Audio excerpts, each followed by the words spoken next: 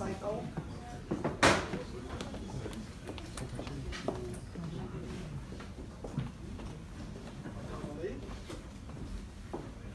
Bom, boa noite a todas e todos os presentes.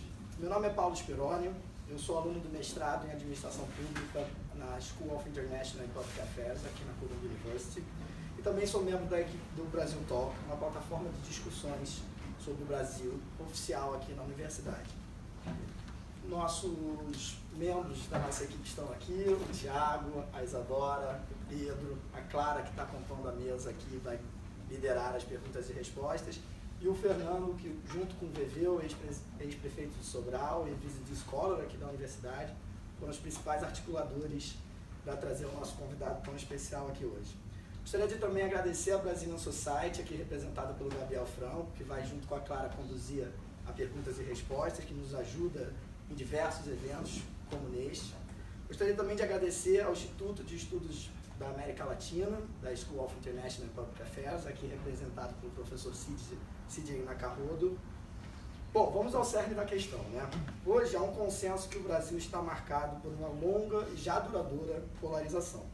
Para mim, este ambiente remonta às manifestações de 2013, às conturbadas eleições de 2014, às ocupações das escolas públicas pelos estudantes, o processo de impeachment da ex-presidente Dilma, entre outros exemplos.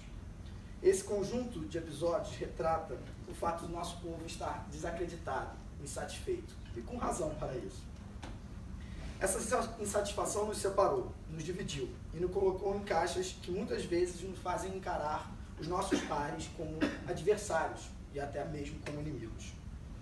Todo esse ambiente polarizado é maléfico não só para a nossa convivência, vide todas as violências nas passeatas e manifestações pelo Brasil, mas também para a política, enquanto motor do desenvolvimento do nosso país. Como produto desse ambiente, vemos muitos dos nossos debates políticos serem tomados por polêmicas sem um fundamento prático real, seja de um lado ou do outro. Neste ambiente, um ambiente como este, as ideias, os projetos e os debates sérios sobre os rumos para o país são colocados em segundo plano. O objetivo desse encontro é exatamente esse: ser um espaço para promover um exercício para pensar o Brasil, não só apenas no ciclo eleitoral, não no curto prazo, onde as discussões tendem a se perder na polarização atual, mas sim num futuro à frente, um futuro para as próximas gerações, um Brasil para os 50 anos. Para conduzir essa conversa e compartilhar sua visão sobre o tema, eu gostaria de chamar à mesa o nosso convidado hoje, ex-prefeito de Fortaleza, ex-deputado e governador do Ceará, ministro da Fazenda, ministro da Integração Regional Nacional e terceiro colocado nas eleições presidenciais de 2018, o advogado, professor e político com vasta experiência e competência para pensar o Brasil, Ciro Gomes.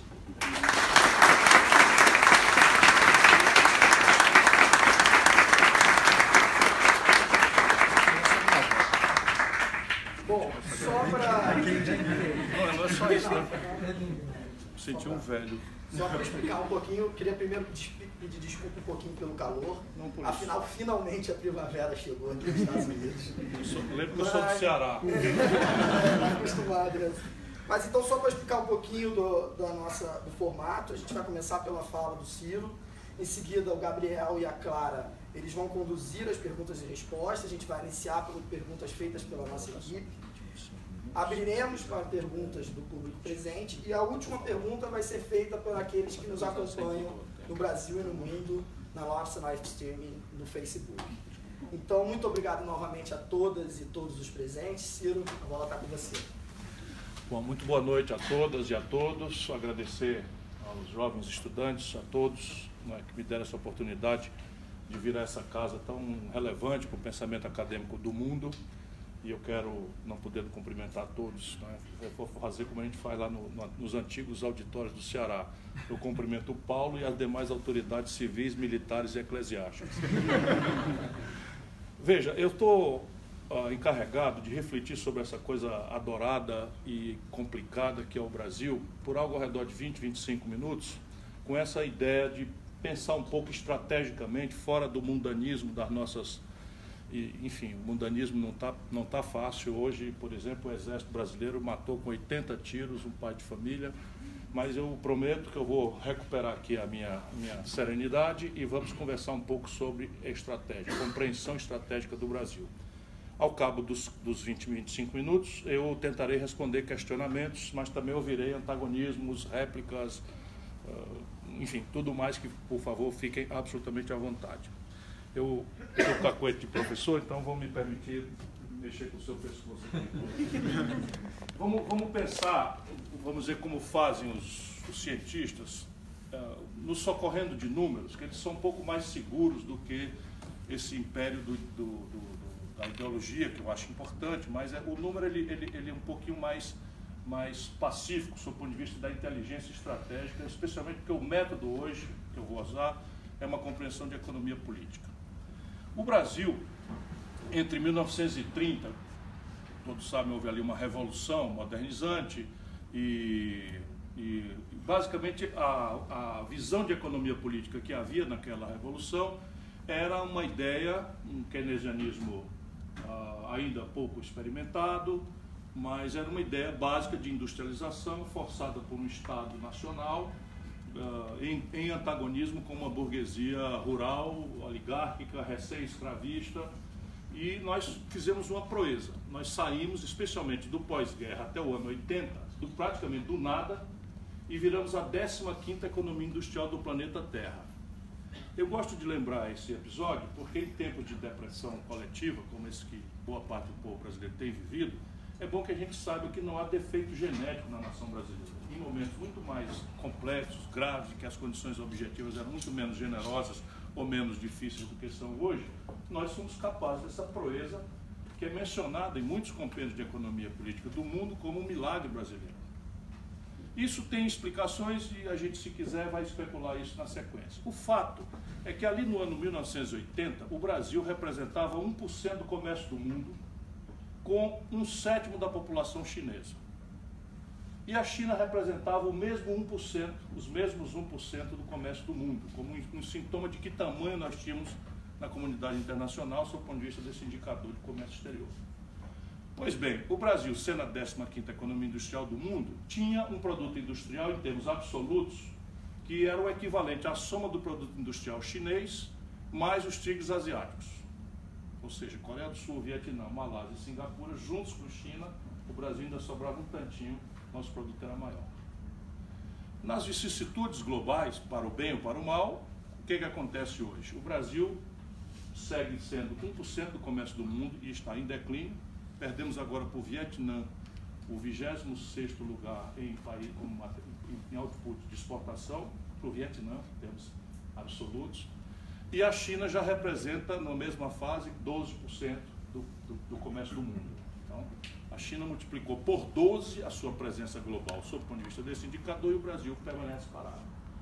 Vamos olhar o mesmo fenômeno por um outro lado.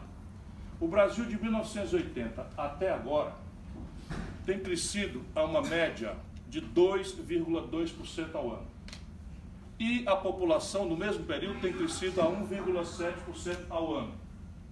Ou seja, por cabeça, se as nossas instituições fossem sadias em referência à distribuição de renda, nós estaríamos meio estagnados. Mas o Brasil, como todos sabem, mais doído ou menos doidamente, o Brasil tem as mais perversas instituições sob o ponto de vista de distribuição de renda entre as economias organizadas. De maneira tal que hoje 5 brasileiros, os dedos de uma mão inteira, não pode ser a do Lula, que falta uma piadinha infame aqui, né? Só para lembrar.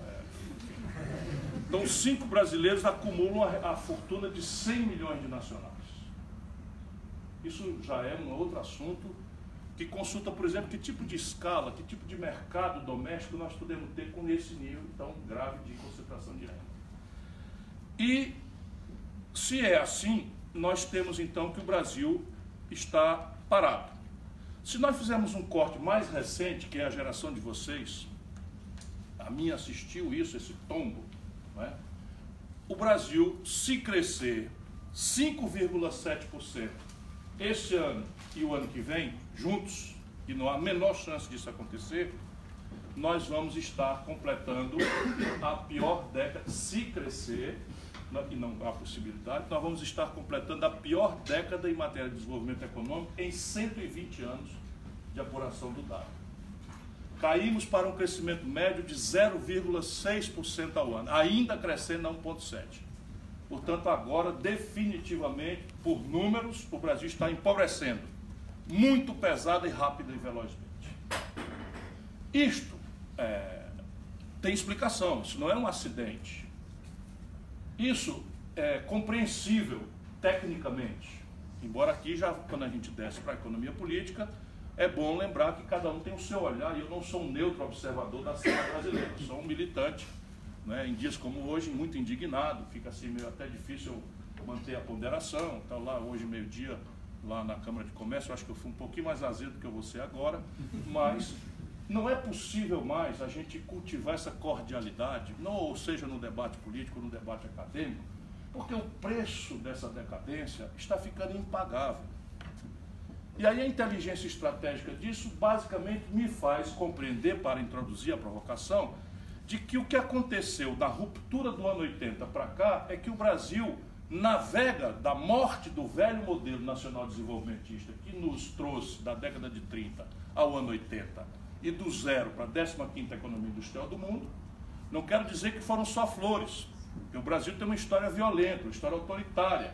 Então esse tempo de crescimento foi entremeado por ciclos brilhantes de democracia, por exemplo o Juscelino Kubitschek, né, com o auge da indústria automobilística, Brasília, um momento em que o Brasil foi bicampeão internacional do futebol, a Bossa Nova foi criada, o cinema novo ganhou o mundo, o Brasil acreditava em si mesmo e, de novo, juventude, aí está outro elemento indicativo de que não tem defeito genético da nossa nação. Nós estamos mal administrados, né, contemporaneamente, mas a nação brasileira já foi capaz dessas proezas. Ou períodos autoritários, truculentos, como o período Médici, em que, enquanto se matava, torturava, exilavam pessoas, o país crescia até 15% ao ano. Não por isso, naturalmente, né? Em tempos de manipulação de internet, é bom que se deixe muito claro, embora a edição das fake news seja capaz de desmontar. Então, não se trata aqui propriamente, né, mas de um modelo de economia política. Nesse modelo, nós tocamos o desenvolvimento do país por uma ideia de um Estado empresário, diretamente investindo, fazendo a infraestrutura, a indústria de base, a siderurgia, o petróleo, ou as estruturas conectas a essa base moderna, não é? De estrada, de portos, aeroportos, ferrovias, etc., etc., com nós, a criação das estruturas de pesquisa, ciência, tecnologia, isso tudo foi montado nessa ambiência e produzimos esse resultado.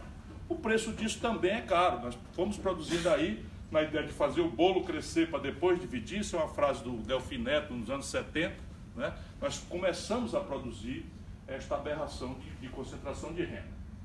Quando esse modelo morre, ele morre, brinco eu, de morte morrida e morte matada. Por quê? Porque esse modelo tangenciava, lá como hoje, e eu não estou falando de história, senão para entendermos o hoje, lá como hoje, esse modelo atalhou a desafiadora e arriscada tarefa política de construir instituições que formem capital nacional para o lastro do desenvolvimento que pretendemos, e foi pelo puxadinho, foi pelo atalho de financiar esse desenvolvimento tomando dinheiro dos outros emprestado. Lá como hoje, a ilusão das elites. Se vocês olharem toda a lógica da gestão da economia do Fernando Henrique, da gestão da economia do período Lula, Dilma, da gestão do Michel Temer, da gestão agora do Bolsonaro, na fala do Guedes, é que nós deveríamos fazer um receituário de bom moço internacional, privatização, desregulamentação, não sei o que, não sei o que, não sei o que, não sei o que. Ao cabo de executar essa tarefa, nós receberíamos uma estrelinha de bom moço internacional e seríamos então aquinhoados com a poupança dos outros que iriam nos salvar da nossa tragédia e financiar nosso desenvolvimento. Isso é mentira. À luz da história, não há um único precedente global em nenhum país do mundo que tenha sustentado seu desenvolvimento com base na poupança dos outros.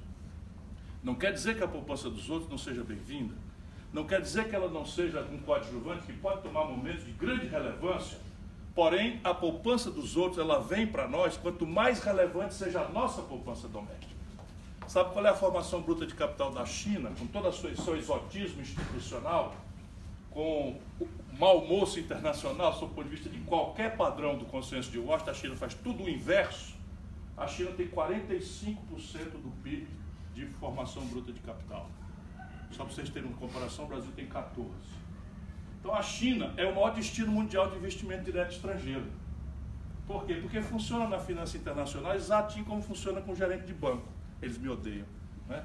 Sabe como é que funciona o gerente de banco? Se você tem muito dinheiro no banco, ele lembra do dia do seu aniversário, manda uma cesta de Natal, né, na véspera do Natal. Se você está com um cheque especial furado, liga para ele, está em reunião, não pode atender. É assim a finança internacional, mutatis mutandis, como diria meu velho pai, né, bacharel em direito, que gostava de um latim. Então, adaptados às mudanças, se você não tem poupança doméstica, você está sempre instável, e essa instabilidade se anota na taxa de câmbio. De maneira que não é possível fazer negócio de curto, médio, longo prazo com uma taxa de câmbio que pode oscilar 8 vezes o seu valor dos últimos 12 anos. 8 vezes. Quando o Lula tomou posse, a preço constante de hoje, a taxa de câmbio seria R$ 9,20. Quando a Dilma foi derrubada, a taxa de câmbio, quando a Dilma tomou posse, estava R$ 1,75, a valor constante. Quando a Dilma foi derrubada, estava 4. Quando o Michel Temer assumiu, desceu para 1,60. Ou para 2,60, e agora está caminhando de novo para 3,90, 4. Então, qual é o business plan capaz de, em tão curto espaço de tempo, ter 4 vezes entre 8 anos do governo Lula? No Fernando Henrique era 1 por 1, e termina por 4 nominais, que significa 9,20 a valor constante a preço de hoje. Então, essa questão nos traz a compreensão de que, lá atrás, nós sustentamos esse desenvolvimento com base em capital estrangeiro, cuja personalidade mudou dramaticamente. Quando nós tomamos por 3, 4 décadas dinheiro emprestado fora, a taxa de juros média que o Brasil pagava era de 3% ao ano. O prazo médio de um empréstimo era de 15 anos, 3 de carência e 12 para pagar. Esse tipo de dinheiro sumiu, virou smart money. Basicamente, garotos em Wall Street operando como quem joga um videogame, subtrai 3 bilhões de dólares do dia para a noite de um balanço de pagamentos do Peru para um banco de primeira linha da Malásia e quebra o Peru, o fluxo de cambial do Peru. Isso mudou completamente, de maneira que todos os países que tinham sua matriz de desenvolvimento dependente de fluxos internacionais de capital quebraram, ali no ano 80. A outra coisa um pouquinho mais lenta, mas absolutamente aguda, do ponto de vista presente, olhando para trás, é que quando nós resolvemos industrializar o Brasil, os ciclos tecnológicos eram muito lentos. Não tinham essa complexidade, essa centralidade que tomaram as tecnologias nas decisões de consumo de bens e serviços. De maneira que o Brasil, quando botou a indústria automobilística, o Juscelino, ele trouxe uma planta de segunda mão da Volkswagen alemã, montou a planta de segunda mão mesmo, e ele saiu um Fusca igualzinho ao Fusca que ia sair em Frankfurt. Só que ali começava a novidade, que até hoje não acordamos para ver, é que a nova linha de montagem na Alemanha produzia 5 Fuscas por dia, com os mesmos insumos e custos, ou seja, a produtividade começou a ser um fator dramático, e nós tínhamos o mesmo sintoma, do ponto de vista de consumo, de modernidade. O Fusca era igual. Nós andávamos com rigorosamente o mesmo Fusca que o alemão andava e nos sentíamos up to date. Hoje não existe mais isso, né? O domínio tecnológico tomou uma tal frenética velocidade, uma tal complexidade, que não é mais possível a competição entre retardo tecnológico e ponta. Nós não estamos falando de coisas triviais, nós estamos falando de toda a informática, de todo o meio de diagnóstico médico, de todos os novos materiais, química fina, semicondutores, enfim, né? Mecatrônica dos carros, etc, etc, etc. E isto nos apanhou numa ditadura, quando colapsou o modelo, e a elite política da época, os militares, quiseram até chamar a atenção de que essa era a causa, e nós outros, e eu já estava ali militando, nós já era um jovem deputado estadual, em 82, meu primeiro mandato, nós outros não queríamos ouvir.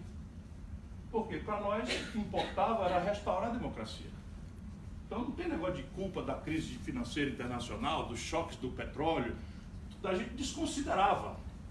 Até compreendíamos alguns, mas a maioria de nós sequer compreendia. Nós atribuímos a culpa, e nós somos católicos, por regra, extensamente, adoramos achar um culpado, a culpa é da ditadura. Resultado prático, fizemos um consenso raso, e era assim que tinha que ser, porque o consenso ao redor de economia política é impossível. Você imagina juntar Miguel Arraes, Leonel Brizola, João Amazonas, Luiz Carlos Prestes, né? Mais Tancredo Neves, Franco Montoro, Ulisses Guimarães, o Zineiro de Alagoas, Teotônio Vilela, na mesma sala. Se fosse discutir economia política, dava tapa na primeira reunião e não tinha a segunda. Então nós tínhamos que tirar esse assunto da pauta e discutir só a agenda rasa da reinstitucionalização do país. Anistia, constituinte, eleição direta. E a minha geração é feliz com a política porque nós ganhamos todas.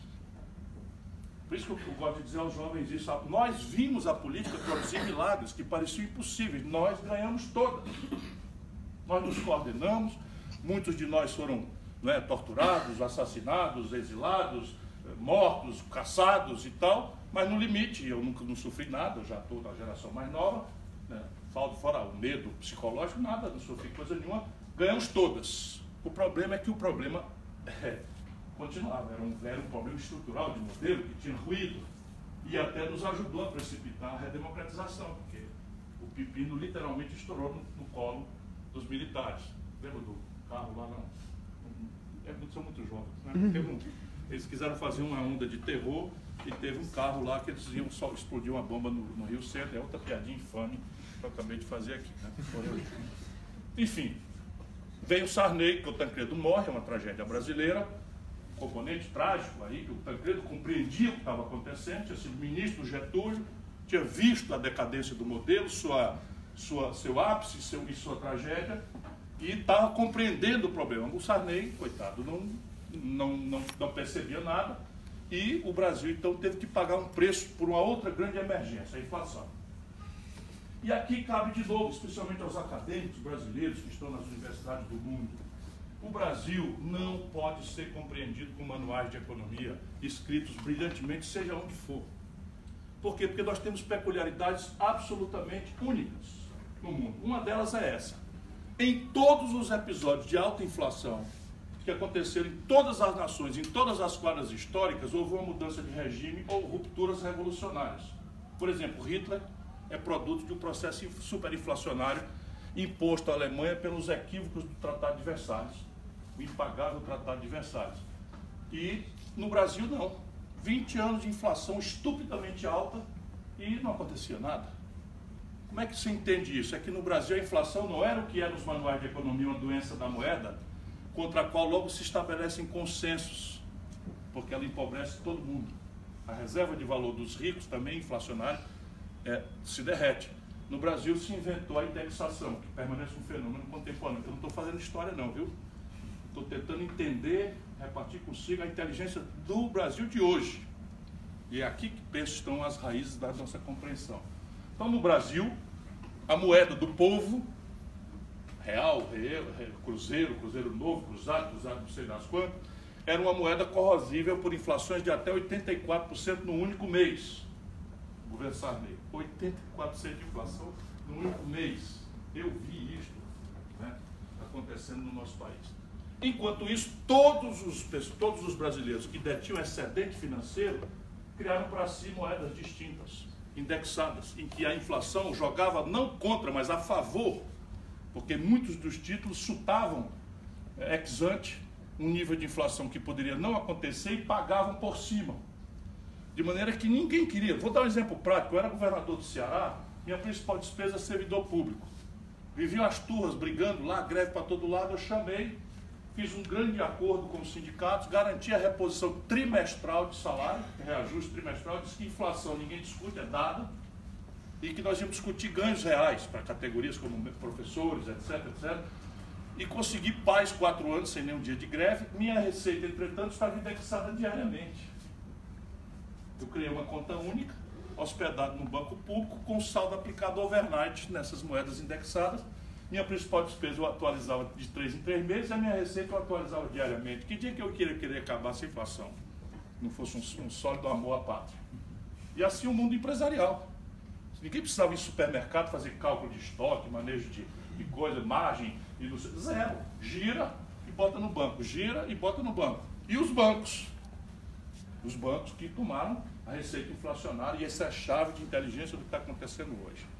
Então, agora, a nova emergência era a inflação. Mas inflação não é em si, vamos dizer, mal comparando, o problema.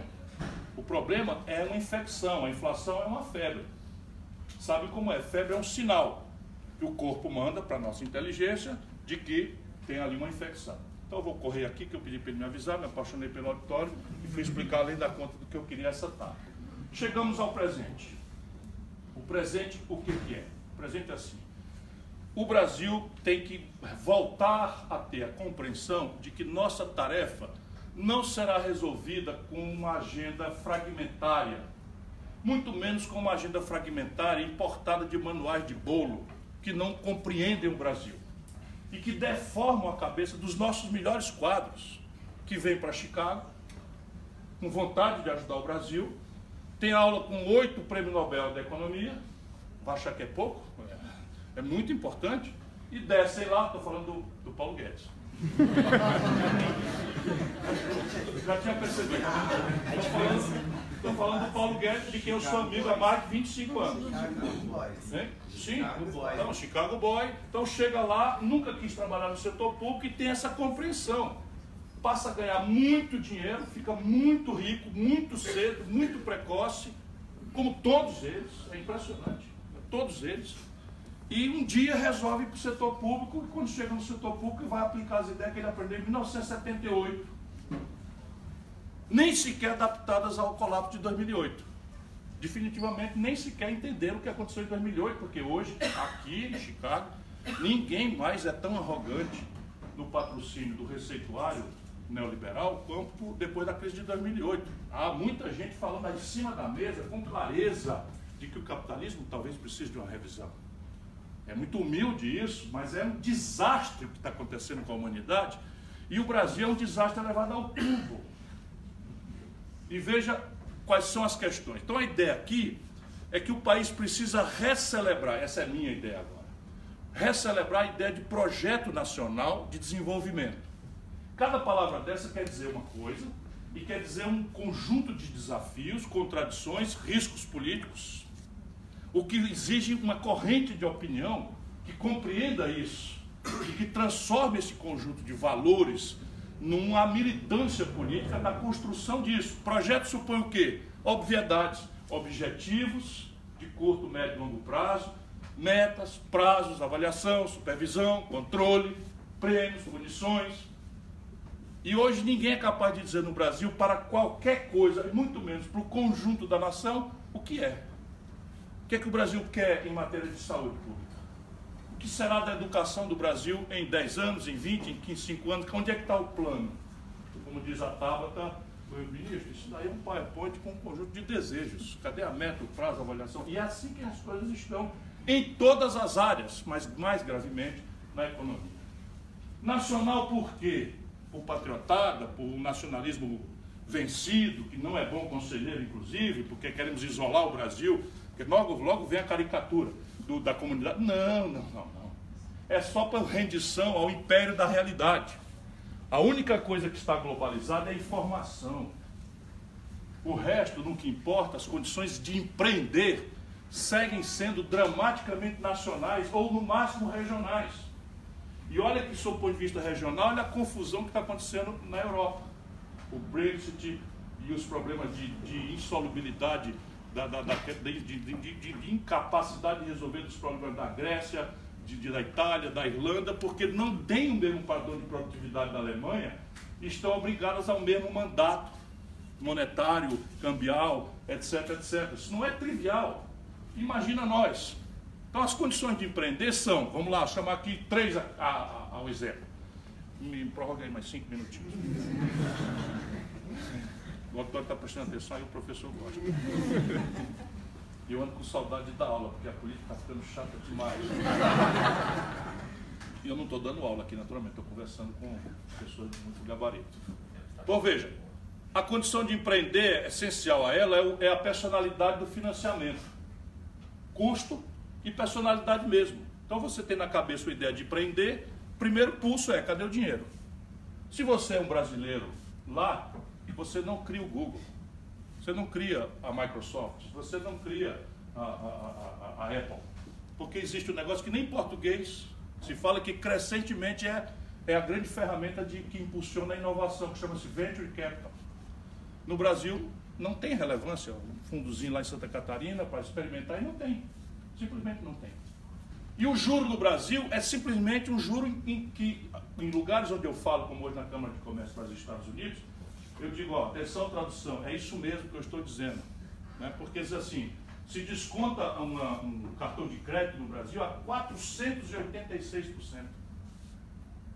O crédito pessoal no Brasil custa 282% de juros ao ano. E o crédito para o comércio, para um cliente de primeira linha, 41% ao ano. A grande questão é, qual é o negócio que remunera modernamente, com esse nível de complexidade da competição, qual é o negócio que remunera 41% ao ano? É simples de entender. Então é uma assimetria competitiva em que o mito neoliberal já se dissolve. Ele tinha se dissolvido na fundação porque ele fazia a segregação da mão de obra. Então eu ia propor uma globalização de tudo e restringir mão de obra, criar um muro entre os Estados Unidos e o México na mesma hora que eu estou criando o NAFTA.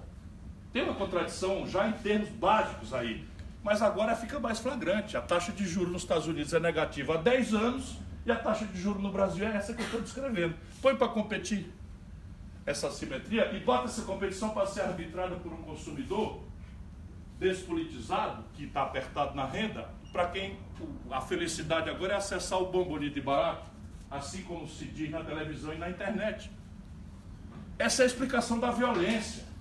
Não é pobreza que gera violência. Se pobreza gerasse violência, o lugar mais violento do Ceará era Salitre, que é um município que fica na esquina, você vê no Google Earth depois, na esquina do Ceará, Pernambuco e Piauí. Lá naquele lugar tem um lugarzinho chamado Salitre.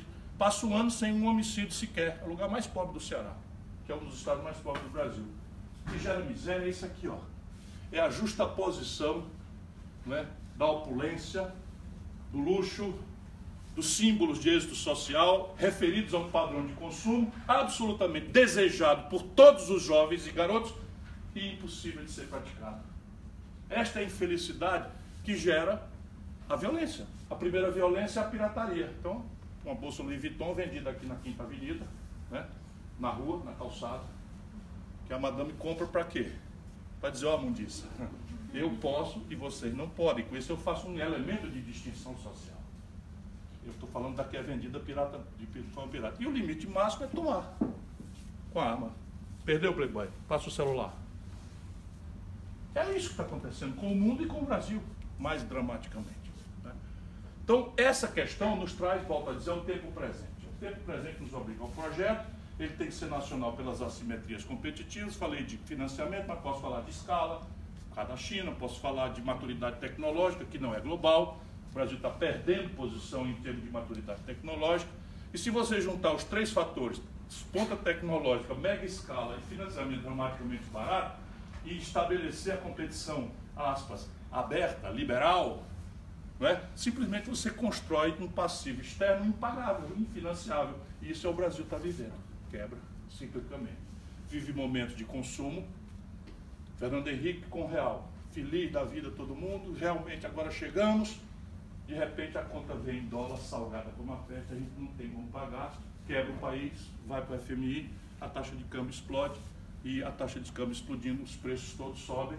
E o povão que tinha acreditado que estava na ticela do paraíso volta para o inferno.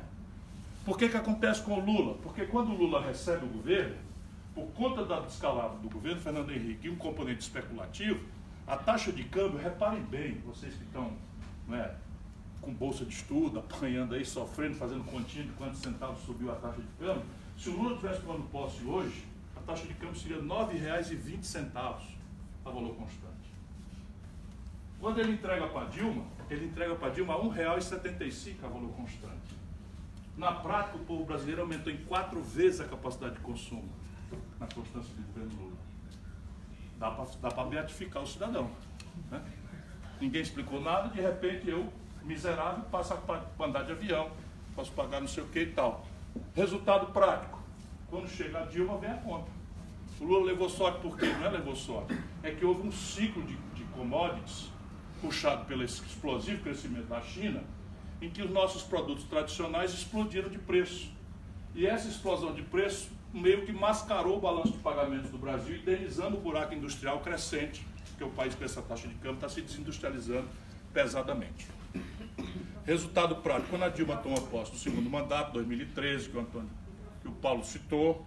O que eu faço com o microfone? Atenção, atenção, pessoal, aguenta as pontas aí. Aí bota aqui, né? Com a Dilma vai se fazer de 75 para 4, ou seja, na prática o povo perdeu a metade da capacidade de consumir. Aí vira ótimo. Aí vira ótimo que os políticos, como aves de rapina que somos, né? Porque somos aí, né? Eu tenho um certo padrão ético um pouco diferente, mas não quero ser melhor do que ninguém. O que acontece? Voaram em cima, desconstituíram o mandato da Dilma, derrubaram, e toda a elite festejando a chegada de um pilantra à presidência da República. Isso é um problema. É um problema grave. Nós perdemos o nível de exigência. Nós perdemos completamente. E daí começamos, hoje o Meirelles repetiu que agora o Brasil está no caminho certo. E eu tenho que tratá-lo bem porque é meu amigo pessoal. Quer dizer, tudo bem, doutor Meirelles é gente boa, prestou um grande serviço ao país, mas porra. Tá, mas aí eu lembrei alguns números, aí assim, como pode fazer discurso? Assim, 60 mil mulheres foram estupradas oficialmente no Brasil nos últimos 12 meses. Todos os especialistas dizem que isso é a pontinha do iceberg, porque as mulheres têm vergonha de ir à delegacia, onde são maltratadas, humilhadas, ou invariavelmente culpadas de serem vítimas. O Brasil viu 63.800 homicídios nos últimos 12 meses, oficialmente levantados. Nós estamos caminhando para a barbárie pura e simples. A infraestrutura do país decai. Nós não estamos tendo metade do dinheiro para a manutenção mínima necessária. Eu estou com esses números todos na cabeça, muito fresquinhos do debate recém-ferido na campanha. Então isso nos traz ao tempo presente e eu serei telegráfico e vou tentar responder perguntas. O Projeto Nacional de Desenvolvimento precisa 3 premissas de fundo, em linha com as práticas internacionais. Essa foi meu esforço acadêmico, quando eu passei 1 ano e meio lá atrás em Harvard, pensando, escrevendo, morrendo de saudade do Brasil.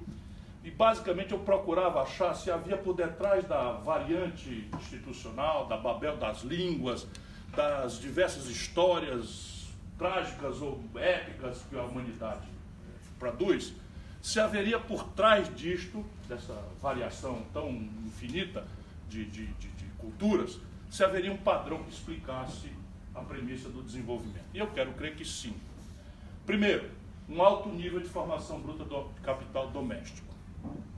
Ou seja, o que financia desenvolvimento parece ser a construção de um alto nível de poupança. O dinheiro da construção do capital se faz em casa.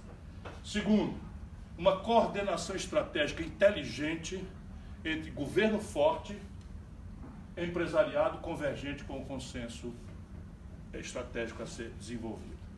Não funciona estatismo, não funciona o privatismo isolado e tal. O que funciona, a variação institucional pode ser a chinesa, ou pode ser a norte-americana. Ou alguém imagina que essa potência seria o que é, se não for a compra governamental a pretexto militar, ou a pretexto de corrida aeroespacial, ou a pretexto do desenvolvimento das bases da química fina para a saúde, etc, etc. Evidentemente, aqui está a explicação, como hoje eles estão já trabalhando nanotecnologia, a terceira revolução industrial. A primeira premissa é a formação bruta de capital, a segunda, uma coordenação inteligente, o que supõe, tá, de novo no lúcido do discurso do Paulo, a gente sentar entre diferentes e discutir, sem preconceito, sem interdição, sem ódio, sem miudices, porque o céu não é perto. Se a gente todo mundo pegar junto, ainda assim, isso não é pequeno, não é fácil, né? E olhar as práticas internacionais e a observação empírica, né, em vez de preconceito ideológico. E terceiro, óbvio, que todo mundo fala, mas não há decisão de tomar, investimento em gente. O Brasil tem metade da escolarização da Argentina. O Brasil tem 16 garotos e garotas entre 18 e 25 anos com matrícula no ensino superior. Colômbia tem 42. Cuba tem 54. Isso é um número de acesso. Quando você se deita para olhar a qualidade do que se está fazendo em educação no Brasil, dá vontade de chorar. É assim, com exceções muito importantes, é lixo puro. Caríssimo. Se o garoto sai de casa, tem que tomar banho, coisa chata em certas idades, né? Pegar o ônibus, entrar na escola, o professor, na melhor boa-fé, com giz, ainda bem que eu estou vendo em Colômbia também um giz, gente, para dizer, mas pelo menos a forma aqui é um pouco exótica e tal, é para dizer que Pedro Álvares Cabral descobriu o Brasil por acaso. Ora, porra, se eu abrir o YouTube, eu tenho um filminho virtual onde eu viajo com o Cabral. Eu chego junto com ele, eu olho de dentro da nau, o Porto Seguro chegando. Então, o que eu vou fazer na escola para ouvir uma porcaria dessa? Ou seja, o padrão pedagógico brasileiro é do século XIX, é um fordismo enciclopédico raso, que faz a gente saber um pouquinho de tudo e não tem profundidade em nada. E isso tudo são os desafios do investimento em gente. E a virada exige 4 compreensões, e com isso eu termino me desculpando pela extrapolação aqui, eu vou descontar o tempo no fim. Estou acostumado com os traumas de debate lá. Primeiro, a virada precisa entender 4 interdições conjunturais. Praticamente, uma delas está sendo referida e de forma conceitualmente errada, o que quer dizer que nós não estamos indo para canto nenhum. Desperdiçando um capital político recém-constituído, que é mágico e que em certos momentos da vida brasileira foi muito importante, que é o dia seguinte da eleição. No dia seguinte de uma eleição normalmente despolitizada, o presidente tem o poder do mundo todo de propor um rumo. E há uma tentação, né, do Congresso, uma tendência do Congresso diminuir os antagonismos em respeito à força recém-aurida na rua. Tudo isso está sendo jogado na lata do lixo, assim, numa velocidade violenta, agravando a perspectiva de futuro próximo e futuro do país. Então, primeira providência, se nós queremos virar o jogo, patologicamente que seja, a última vez que o Brasil cresceu revela aquilo que está por trás do crescimento médio de 2% ao ano. 60% dele é puxado pelo consumo das famílias. Ao invés de ser investimento, consumo das famílias. O Brasil está com o consumo das famílias colapsado. Desemprego maior, 13 milhões e tantos em elevação. Informalidade agora protocolarmente legalizada por uma famigerada reforma trabalhista, que tem 32 milhões de brasileiros vivendo na informalidade absoluta, ou, portanto, fora de qualquer contribuição e de qualquer possibilidade de ganho de produtividade. E endividamento das famílias. 63 milhões de brasileiros com nome sujo no SPC. De trás para diante, onde o Estado pode, em condições de economicidade absolutamente racional, nada de populismo, reestruturar esse passivo, como todo empresário faz, fazer para as famílias. Tirar eles desse juro de mora, não sei de quê, de multa, e o ônus médio é de R$ 1.200 por família, por pessoa. E reestruturar isso pelo Banco do Brasil, Caixa Econômica, com 10%, 12% de juros, o banco ganha muito dinheiro, mas o cidadão volta a ter uma condição, não de voltar a comprar, porque tem que vir casado com educação financeira, etc. Segunda providência, o empresariado está no nível de endividamento inédito. Não é brincadeira, 30 anos de juros exoticamente altos, como seguem sendo os maiores do mundo hoje, um momento de estagnação econômica, que o Brasil retrocedeu mais do que a depressão de 29 fez retroceder o capitalismo nos Estados Unidos, na depressão conhecida como a maior crise do capitalismo. Eles perderam 3 pontos, está perdendo 5,2 no ano. Só para vocês verem uma coisa. Nessa hora, o juro negativo nos Estados Unidos está há 10 anos, o juro negativo na zona do euro há 10 anos, o Brasil com juro real assim, na ponta, o maior do planeta Terra.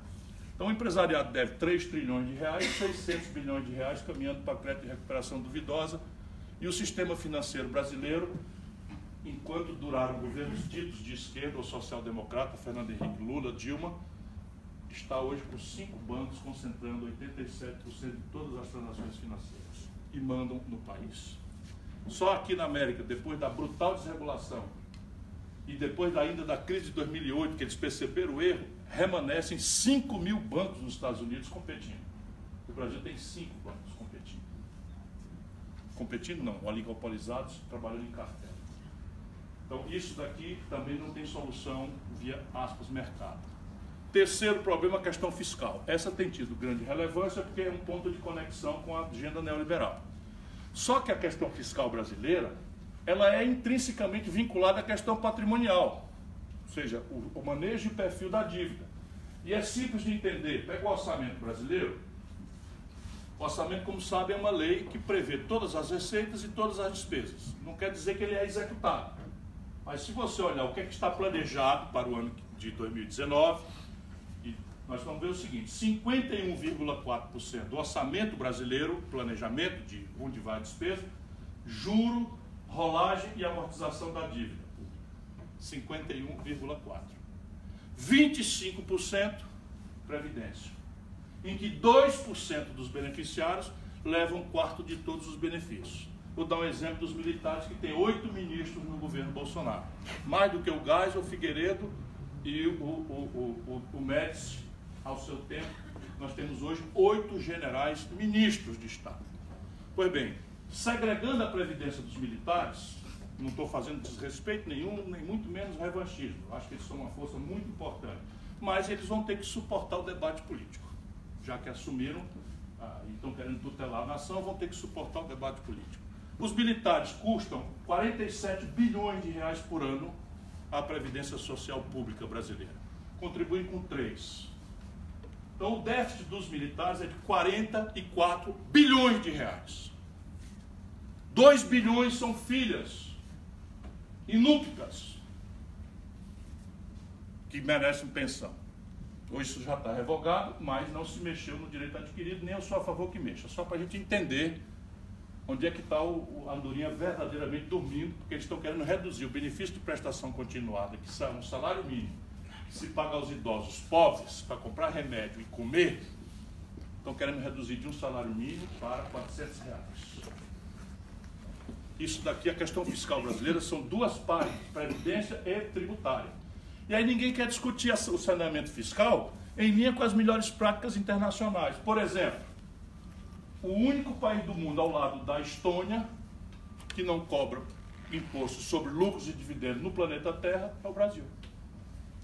Sabe quanto é que dá para arrecadar? 70 bilhões, a metade do déficit por ano. O Brasil é um país que cobra 4% de imposto sobre heranças. Aqui na América é 32, 35. E aí os brasileiros costumamos admirar o mecenato norte-americano. Olha como são generosos, as doações e tal. Pega o imposto de 45% sobre herança e você vai começar a entender que não é uma generosidade assim tão generosa, né? Embora não deixe de ser um bom costume fazer isso, atribuir para as universidades, para uma fundação, etc. Então o Brasil tem saídas.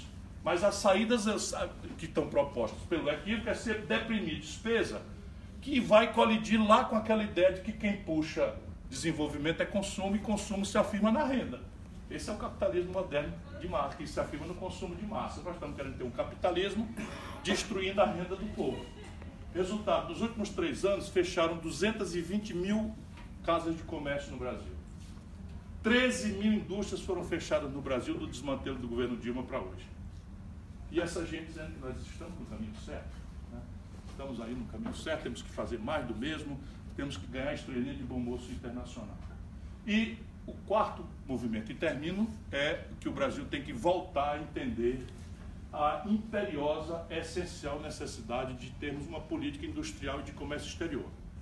Nós já tivemos, quando éramos o 15ª economia industrial do mundo, tivemos 25% a 30% do PIB brasileiro de base industrial. Hoje está no menor volume da história, em 11%. E é vã, criticamente vã, explosivamente vã, a ilusão que nós vamos pagar nosso modo moderno de aspiração de consumo, meio de diagnóstico médico, remédio moderno, celular de última geração, smartphone, etc, etc, carros e tal, etc, etc, com milho, soja bruta, petróleo bruto e minério de ferro. Isso não fecha essa conta. É preciso ter política industrial de comércio exterior, porém agora não mais ao velho modelo, porque perdemos o passo. Agora tem que ser teoria das vantagens comparativas. E aí eu enlouqueço, porque os nossos oponentes no mundo, e esse é um mundo cruel, a vida sempre foi dura, compreendem esses potenciais globais do Brasil e estão destruindo. São 4 complexos óbvios: o complexo industrial do petróleo e gás, o complexo industrial da saúde, o complexo industrial da defesa e o complexo industrial do agronegócio. Aqui tem protagonismo global potencial para o Brasil, assim, ó. em um caminho que evidentemente vai exigir coordenação, mas não necessariamente estatismo, não é necessário. Ou seja, o Brasil está numa situação crítica, mas tem saída. E é com essa palavra que eu termino, agradecendo a sua atenção. Muito obrigado.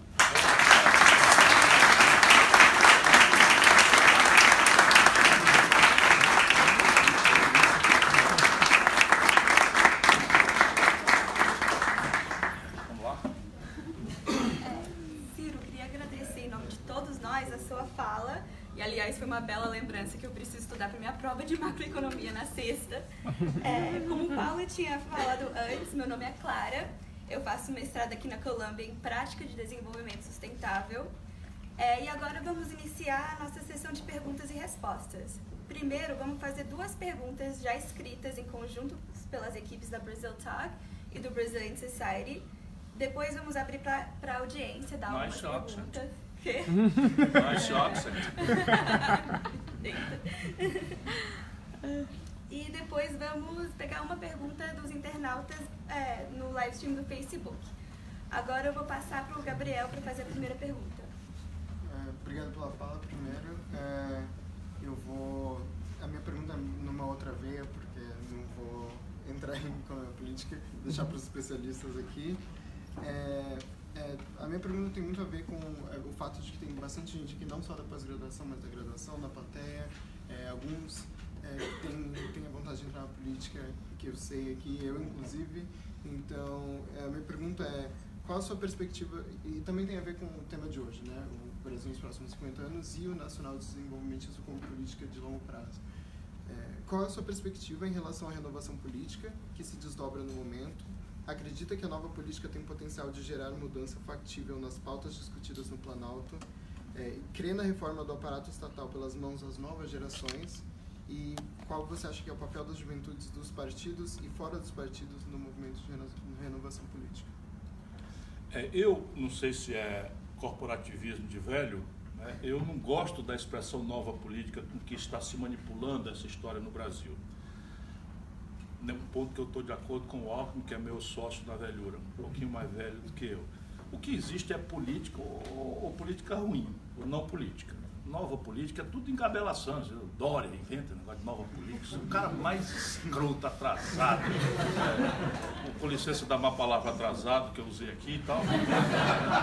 E aí se apresenta com esse papo, gestor, não política e tal. Por quê? Porque ele está sentindo o povo brasileiro, que a gente lê. O povo brasileiro tem um ranking, eu soube hoje disso, eu tinha intuição, agora tem o dado. A OCDE faz um ranking de competitividade e são 137 países. O Brasil é o 137º país, o último lugar em confiança do povo nos seus políticos e instituições. Então esses espertalhões todos sabem disso e então inventam essas coisas. Então, a política é a velha política. O que existe são práticas, ou decentes ou indecentes, o que existe são espírito público, que é uma palavra que saiu da moda, o que existe é compaixão, solidariedade, competência, né? Reflexão, porque o Brasil acostumou-se a popularizar a corrupção como um problema que é grave. Mas eu digo a vocês, sem medo de errar, é o segundo mais grave problema brasileiro. Não é o primeiro, ao contrário da propaganda. O primeiro, sendo gravíssimo, por favor, não pense que eu estou relativizando, não. Mas o primeiro é a incompetência. O primeiro é a incompetência. É a incapacidade de inteligência estratégica das coisas do país.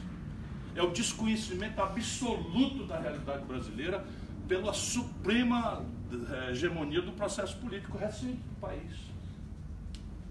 Então, isto só será superado, meu companheiro, com método, ideia e militância. Então, porque eu estou 3 meses, 4 meses da eleição, já fiz 4 cirurgias, estou escrevendo um livro, senão eu vou entrar em depressão. Eu vou entrar em depressão, porque quem tem meu conhecimento, a minha sensibilidade, eu conheço o Brasil com uma palma da mão, todas as lideranças, tudo, conheço tudo, eu vendo os potenciais, eu chego, o que acontece comigo? Eu penso assim, como é que pode eu não ter ganho essa eleição? Eu fico me culpando. Ainda vem um cara na rua e ainda fala isso. Como é que você deixa o Bolsonaro se eleger? Aí tem vezes que eu entro nessa e cacete, como é que eu deixo o cara desse cara? Então, isso aí tem que transformar em militância, porque psicologismo, não, analista, não vai resolver o problema. E aí entra o jovem. Eu ando com, sabe, a lanterna do Diógenes, não é procurando um homem não, é procurando jovens. Por exemplo, a Tabata eu recrutei aqui. Essa menina, vocês já ouviram falar? Menina não, essa mulher, né? Porque é uma menina do meu ponto de vista. Está sendo atacada por todo lado, porque essa mulher é um diamante. Ela não está pronta. Ela não está pronta, essa mulher só tem 25 anos. Formou-se em astrofísica e ciência política em Harvard. E tinha por aspiração entrar na política. Ora, eu vou desacreditar no Brasil? Você acaba de anunciar que quer. Então o resto é ideia. Sai da internet e vai para a rua. Né? Realiza o virtual. É tudo muito chato. Pedir voto é das tarefas mais... Sabe, para quem é modesto, é uma coisa assim... Me arranja o seu voto, isso é um negócio... Eu vou assim, se você não tiver compromisso, se não tiver um melhor, examine a possibilidade de me dar um voto, mas é assim. Se a juventude brasileira cair nessa, para onde ela está sendo empurrada, de que a política é um ambiente sujo, e que, portanto, gente boa, gente idealista, gente interessante, gente honesta, não deve entrar nesse ambiente sujo, ela, a política, é a ciência e a linguagem do poder, do Estado. E o poder não se compraz com o vácuo. Se a gente não ocupa, alguém ocupa. E esse é um problema. O Brasil inverteu completamente. Hoje a política é um domínio de burros. Burros, esse é o grande problema. Burrice, incompetência e desonestidade intelectual. Porque, repare, a desonestidade ela tem gradações. Do ponto de vista do tamanho do escândalo, se merece qual página de jornal. Mas um cara como o Bolsonaro, que tinha um gabinete de deputado, e certifica fraudulentamente a presença de um funcionário e pega o dinheiro que era pago para esse funcionário e dá para o Queiroz, e o Queiroz confessa que está redistribuindo isso é um ladrão. Estou falando em tese, não estou falando do Bolsonaro. Porque se ele é prefeito, por que ele não vai aplicar o mesmo critério? Se ele é governador, por que ele não vai aplicar o mesmo critério? Compreende? Então, o moralismo, os políticos, a velha política e tal, o Bolsonaro foi reformado no Exército com 33 anos de idade e recebe os proventos de capitão desde então. Achando pouco, quando acabou de se eleger presidente da República, a nossa empresa não deu a menor bola, requereu a aposentadoria de deputado. Hoje não recebe a salário de presidente e mais essas duas aposentadorias porque tem um teto. Mas está com esses 3 direitos e recebendo. Aí vai propor uma reforma da Previdência com um teto de R$5.000 para as pessoas. Qual é a coerência? E é isso que eu estou dizendo. Então é concepção, ideia, militância, fundamentalmente. Ideia, militância. Era isso?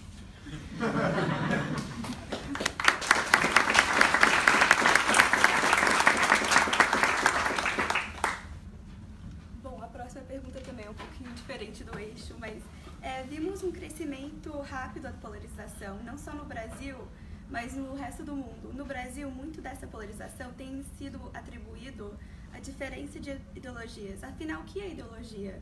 Existe um debate sem ideologia? E mesmo a ideologia que vem destruindo a nossa capacidade de nos comunicarmos, o conceito da ideologia vem sendo entendido incorretamente. O conceito de ideologia tem sido corrompido o uso. Agora, ideologia, a gente precisa de uma para viver. Cazuza. Aí o pessoal está ligado. Tenho ouvido muito Cazuza esses últimos tempos. Né? Sua piscina está cheia de ratas, sua ideia não corresponde aos fatos. Assim. Sou ligado. E é porque você não conhece o Johnny Hook, que é pós-moderno. Esse tem que entrar na internet e ver. É uma coisa, um rapaz novo que está fazendo uma música absolutamente interessante, estranha no sentido de ser diferente e tal. Chama Johnny Hook. Vale a pena, eu recomendo hoje, dá uma olhadinha. É um brega cult. Mais ou menos como eu sou, assim. Eu saí de Sobral, mas Sobral não saiu de mim, não vai sair jamais.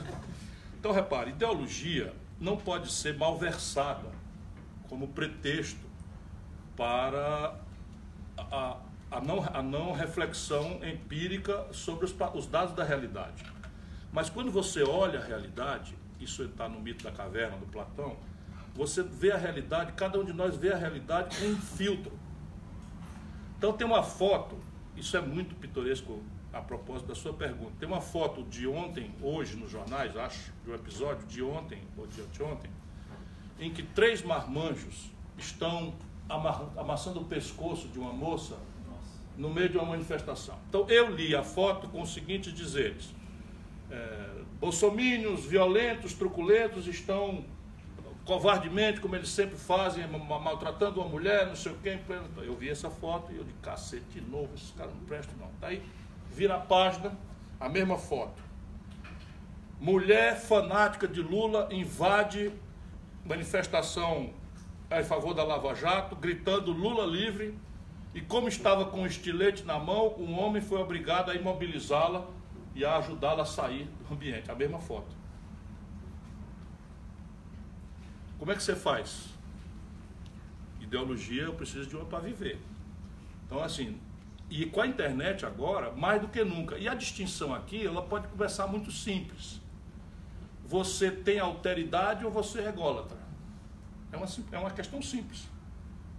A vida é tão estranha, tão grosseira, a vida moderna, tão grossa, tão difícil, tão áspera, tão pouco delicada, tão pouco amorável, que eu posso, entropicamente, virar um egoísta. Escolher um universo de convivência asséptico, como a internet, posso até criar um avatar, né?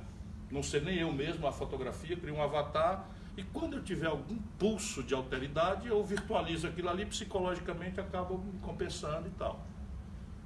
É uma vida que está aumentando.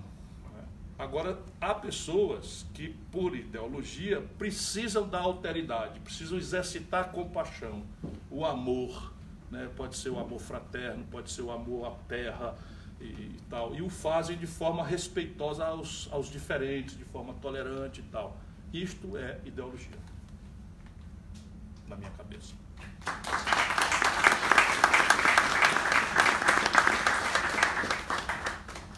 Ou seja, o Tim Maia explicava muito mais fácil do que eu. O Brasil é um país muito estranho, dizia ele. Aqui, dizia o velho Tim Maia, cafetão tem ciúme, traficante se vicia e... Puta se apaixona. Não, puta se apaixona, cafetão tem ciúme, hein? E pobre é de direita. No Brasil nós temos pobre de direita. Nós temos que acabar com esse negócio de previdência, negócio é meritocracia. A gente vai abrir agora para as perguntas. Eu estava agora em Harvard. É inacreditável, porque você estava em Harvard. É porque é melhor experiência do que resposta. Né? Eu estava em Harvard, chegou uma moça, chegou perto de mim e tal. Sou fulana de tal, pensei que ia cumprimentá-la, deputada distrital. O senhor disse que o Holiday era capitão do mato, porque chegou propondo o fim do Dia da Consciência Negra, o fim da cota por negros, não sei o que e tal. E eu sou deputada e sou contra a cota. O senhor acha que eu sou uma traidora da causa feminista? Eu acho. Ela tomou um susto assim e me filmando. Eu sou uma traidora da causa feminista. Foi tão patético que ela não postou. Ela foi lá atrás de uma confusão e conseguiu uma notoriedadezinha, mas não postou, porque ficou muito, muito estranho. A gente vai abrir então, professor Dagarrodo. Se o senhor tivesse sido eleito, como é que teriam sido os primeiros 100 dias da sua administração? Não, haveria já quase 200 dias. Não, é fato, eu anunciei o que eu iria fazer, e vou repetir. O Brasil tem uma lógica, desculpe se eu não sou breve, porque eu dou muito valor a esse tipo de encontro aqui.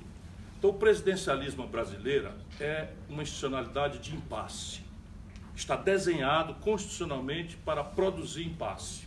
Eu sei as origens disso, é uma Constituição que foi desenhada durante um ano inteiro para ser um parlamentarismo, e no fim, na base do suborno, não sei o que e tal, o Sarney conseguiu reverter para o presidencialismo com o apoio do Ulisses, que queria ser presidente da República, mas ao mesmo tempo queria fechar a Constituinte, porque a eleição seria em 89. Então, não adaptaram os mecanismos de parlamentarismo, mas nós temos esse monstrengo em que um órgão detém o monopólio do desenho institucional do país, mas não tem nenhuma responsabilidade com a praticabilidade desse desenho institucional, compreende? Enquanto isso, se espera do outro órgão, que é o Executivo, que ele garanta a sanidade dos negócios de Estado, a regularidade dos serviços públicos, etc, etc, a economia, a rigidez da economia, etc. Então está desenhado como impasse. E eu descobri, estudando muito e tal, e vivendo a prática, que você tem duas atenuantes para isso. E eu usaria as duas. A primeira é esse tempo mágico, em que você, tendo audácia de propor antes, transforma o presidencialismo, ou tira do presidencialismo o lado bom dele, que é o conteúdo plebiscitário, que é um cara inorgânico, absoluto, vamos lá. O Bolsonaro se transformou em orgânico do baronato, da plutocracia à força. Ela não queria, não. A Globo não queria. O baronato brasileiro não queria o Bolsonaro, não. Como não queria o Collor lá atrás. Queria o Ulisses Guimarães, queria o Aureliano Chaves, queria não sei o que, não colou, porque tem que combinar com o povo, e eles vão se adaptando. Dessa vez era toda a plutocracia que queria o Alckmin. E aí aparece uma coisa novo, eu queria o Amoedo.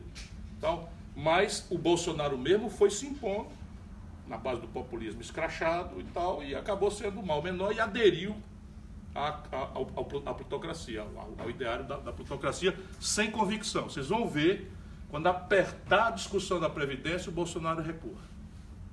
Porque ele não acredita em nada disso.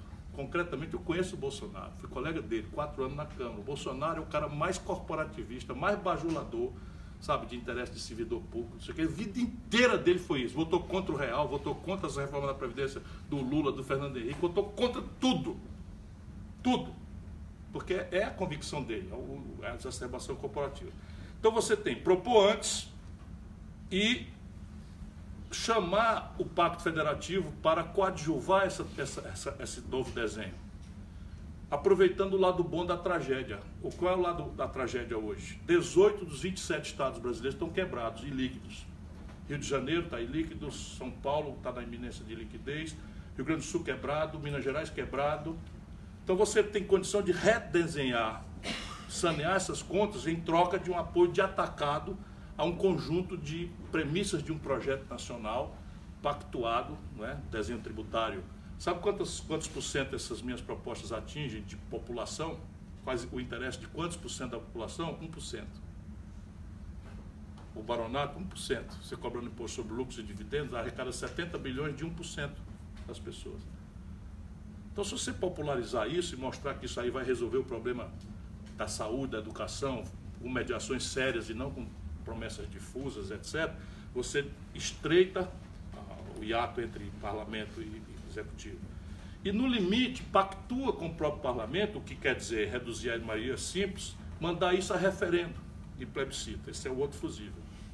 Quer dizer, o mundo inteiro já está vendo que a democracia representativa tem defeituações insuperáveis, que é o lobismo, é a influência do poder econômico, o fake news agora, a manipulação, guerra híbrida, o diabo, não sei o quê.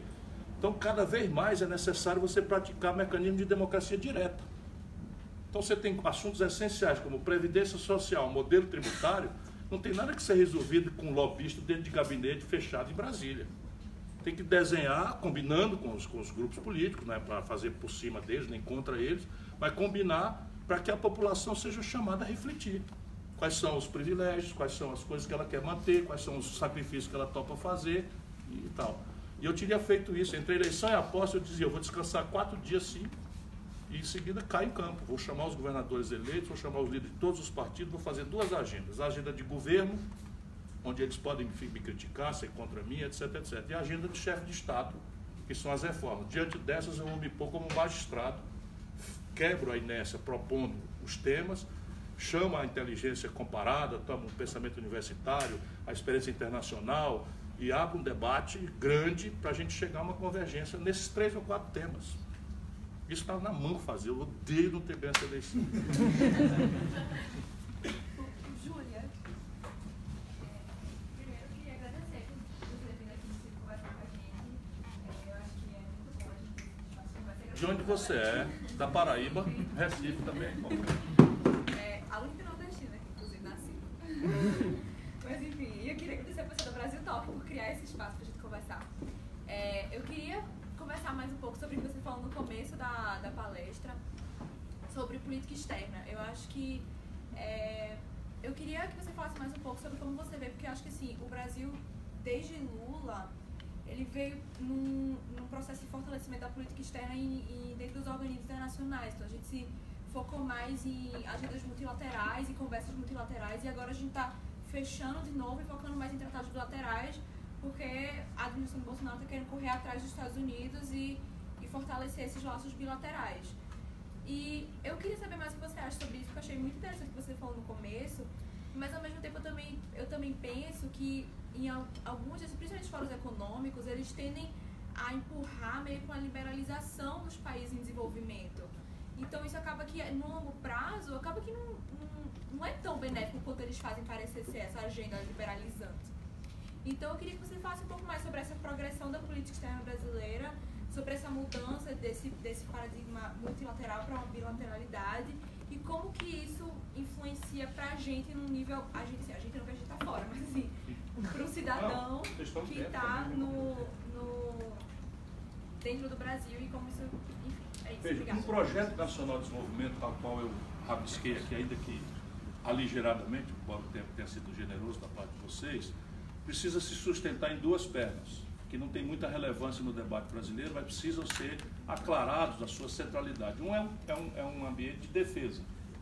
Ninguém tem projeto nacional se não tiver uma força dissuasória mínima, capaz de dizer, eu quero ir por aqui porque quero. Por exemplo, a Venezuela está resistindo porque tem uma estrutura de defesa com efeito dissuasório relevante. E olha que é um regime, para mim, indefensável. Para mim, Ciro Gomes, indefensável. Embora muito pior do que o regime seja essa turma que esse trânsfuga agente dos órgãos de inteligência estrangeiro, que é o Guaidó, representa. Então, a força de defesa é uma outra assunto. E uma política exterior, que no caso brasileiro tem uma tradição extraordinária, imaginada pelo Barão do Rio Branco. Seguem sendo dramaticamente modernos os conceitos, ou talvez mais modernos do que nunca. Então, quais são os princípios morais da presença, da concepção do Barão do Rio Branco? Solução pacífica dos conflitos, autodeterminação dos povos, não intervenção em assuntos alheios e multilateralismo. Né?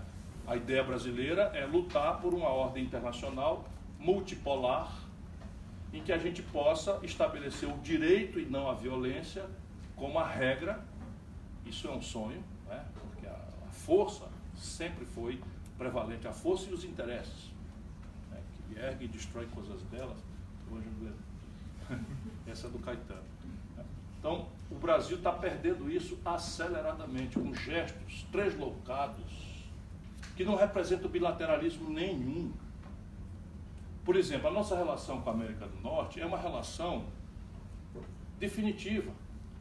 A nossa amizade é pan-americana. Amizade não é a palavra correta. A nossa relação é uma relação de integração pan-americana. Nós estamos aqui nesse Ocidente, nós somos judaico-cristãos. Talvez o país mais parecido no mundo que haja com os Estados Unidos seja o Brasil. Pelo melting pot, pela uma série de coisas, pela economia física, a base física multirrica, tal, cheia de alternativas.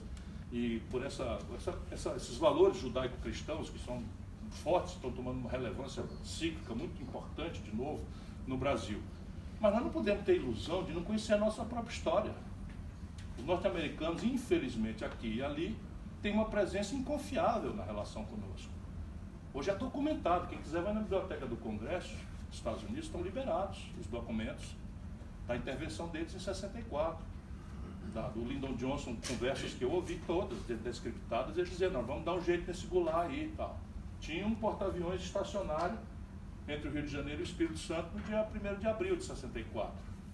Se não desse certo a insurgência lá dos locais, eles iam desembarcar os marinhos com a concordância. Por quê? Porque tinha 64, é 2 anos depois de 62. 62 é a crise dos mísseis, é pela primeira vez, antes das tecnologias de mísseis intercontinentais, é a primeira vez que o território norte-americano foi fisicamente ameaçado. E a humanidade... Então, eles estavam apavorados com a expansão do comunismo, que está sendo revisitado agora, numa viagem lisérgica dessa turma, né? Que está aí, esses malucos doidos, que estão, inclusive, controlando o Itamaraty. Então, esse negócio na Venezuela foi um desastre. Nós botamos no mapa o jogamos fora. Ela sabe que está no mato, o cearense também, mas os outros, jogamos fora 100 anos de esforço de remover a desconfiança dos nossos vizinhos, que aceitamos jogar esse jogo sujo de títere dos Estados Unidos na questão da Venezuela, quando o nosso papel óbvio era o mais relevante de todos, que era mediar, desarmar a bomba. Nós tínhamos força para isso. Depois, essa coisa sem ninguém refletir sobre nada. Hoje me dizem que foi dinheiro de campanha. Dinheiro de campanha para explicar por que o Bolsonaro, sem ninguém pedir isso, ninguém reclamar isso, não foi assunto de nenhum lugar do Brasil, em círculo público nenhum, resolveu prometer tirar a Embaixada Brasileira de Tel Aviv para Jerusalém. Aí já tomamos da Liga Árabe uma retaliação importante nas compras de proteína halal, que é o Brasil maior exportador do mundo, e vamos fazendo besteira. Chega lá e diz na Israel que o nazismo é uma força de esquerda.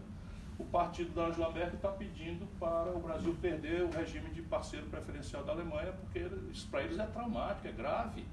E fica esses alucinados, filho dele, esses boçais, né? É o 01, é o 02, é o 03, cada um dizendo merda à vontade, prejudicando o país. Então é o seguinte, o Brasil precisa urgentemente, inclusive, popularizar esse assunto, para centralizar de novo. Aí despreza o Mercosul, que foi um esforço que nós fizemos para resistir coletivamente ao esforço da ALCA, que teria sido um desastre mortal para nós. Quem duvidar, veja o que está acontecendo com o México. Caiu agora que impasse americano, é dinheiro para fazer um muro. Uma vergonha dessa natureza, você imagina. E o Brasil, que abandona a sua posição simpática no mundo inteiro, por exemplo, na questão árabe, o Lula visitou Israel e visitou a Palestina. Não aconteceu nada, todo mundo respeitando e tal. É isso aí. Não.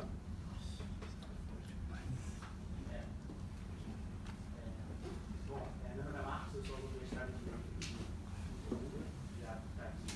Eu queria fazer uma pergunta sobre algo que você já falou um pouquinho, queria aprofundar, se desse, sobre a situação do mercado bancário financeiro no Brasil. Você falou um pouquinho sobre as diferenças da concorrência aqui no Brasil. É fato que tem uma diferença, mas por outro lado aqui também tem sido cada vez mais discutido o nível de concentração bancária nos Estados Unidos. Por mais que você tenha muita concorrência, essa concorrência especialmente acontece aqui porque você tem bancos regionais muito fortes, porque no Brasil a gente não tem mais, eles quebraram e foram privatizados. Mas também aqui você tem as 5 maiores instituições financeiras controlando assets que chegam a quase 30% do produto interno. Quanto por cento? 30% ou 40% se diz do produto interno americano. Como no Brasil promover uma maior diversificação e concorrência no setor bancário? Se isso viria a partir do Estado? Qual seria a função do Estado efetivamente? Regulação, tecnologia? Qual seria o papel do Estado nesse processo e da regulação desse processo? Bom, como toda pergunta inteligente, a semente da resposta já está dada. Né? Então, você tem uma parte do assunto que é agravar a competição via descartelização do Banco do Brasil e Caixa Econômica de onde eles estão, no cartel privado. Por quê? Porque você há um brutal conflito de interesse entre as direções dos bancos públicos brasileiros que vêm e voltam da iniciativa privada.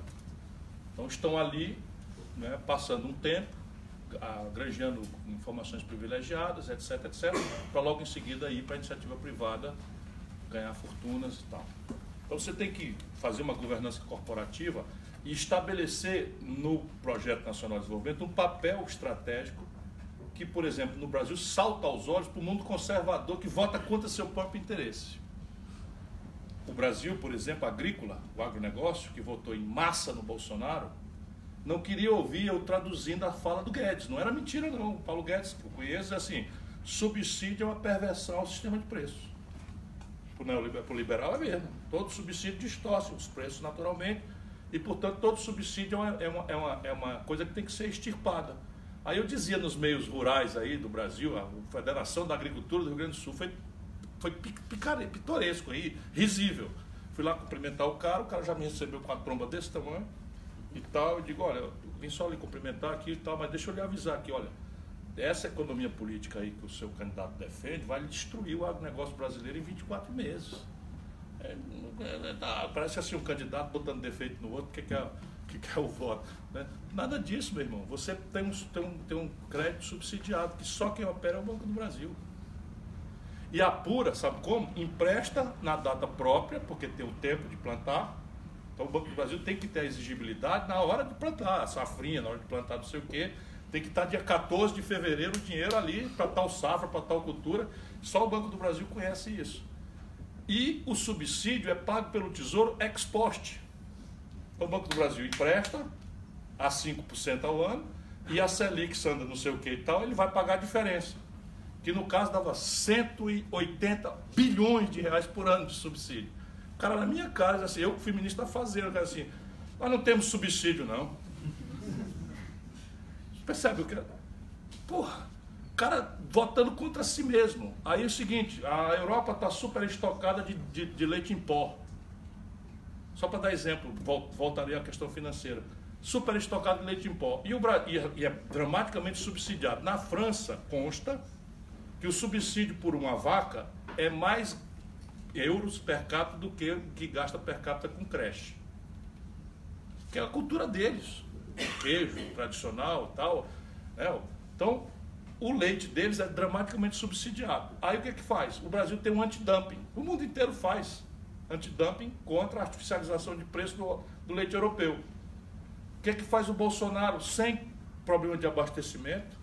Aliás, o Bolsonaro até hoje está por saber que diabo é isso. Garanto a vocês, sem medo de errar.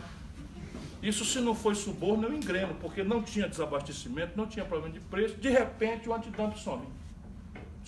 Tira o antidumping do leite. Não foi uma política comercial, de comércio exterior nova, que nós vamos acabar com tudo, não. Tira o antidumping do leite. Resultado prático, o leite importado, estocado da Europa, chega mais barato do que custa produzir nas 400 mil famílias do Sul que vivem da ordenha do gado. Destruiu a renda desse povo todo. Nessa visita agora, sem nada, rigorosamente nada em troca, nada, absolutamente nada, eu sou obrigado a ser ligado. O Trump pediu, ele disse perfeitamente, deu 750 mil toneladas de cota de trigo subsidiado americano para o Brasil importar. Dizimará a agricultura brasileira, que não tem escala, para resistir a um preço subsidiado do governo americano. 750 mil toneladas. Aí dizem, não, mas nós trocamos, eles vão comprar a geladeira do Brasil. Nada, zero, nada, coisa nenhuma. Aí depois assim, alguém me perguntou, né?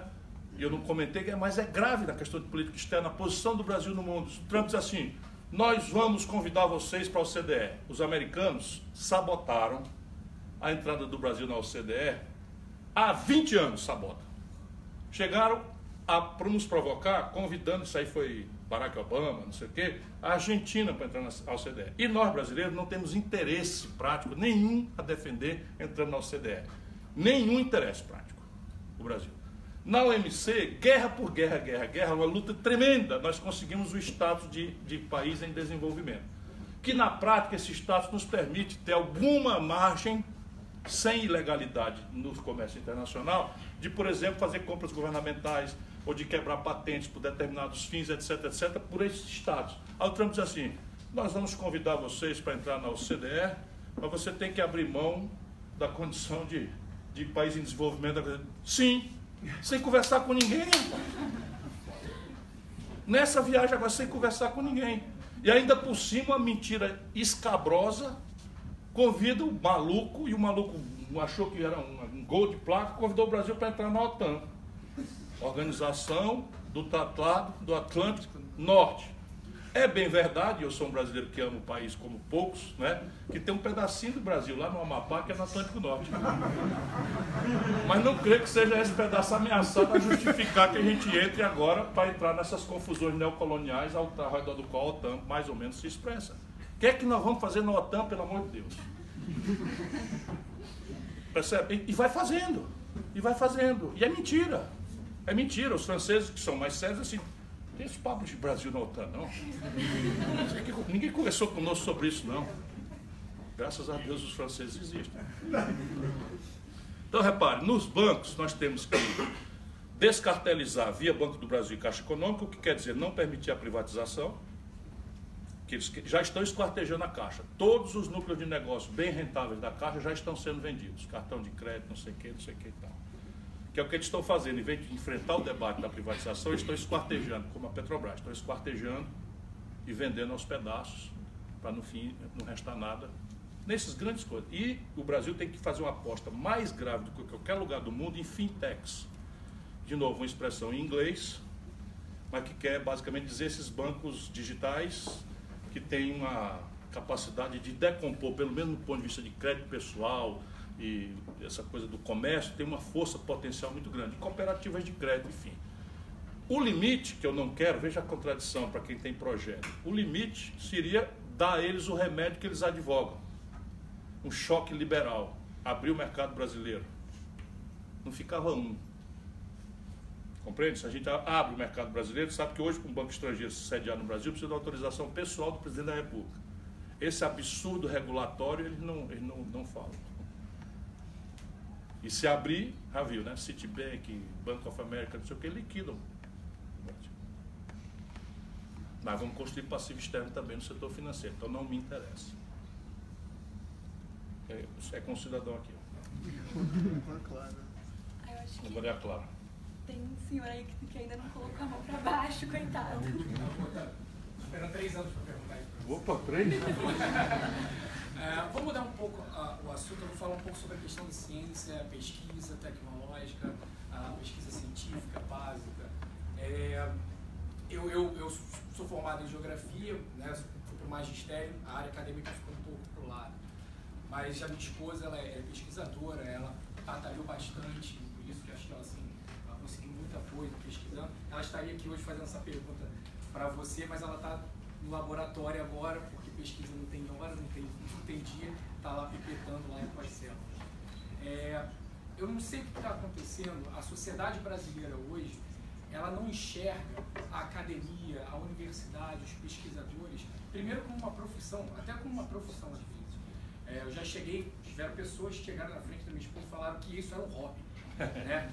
Fora dizendo que se você está no exterior, você está numa mamata, você está passeando, alguma coisa desse tipo.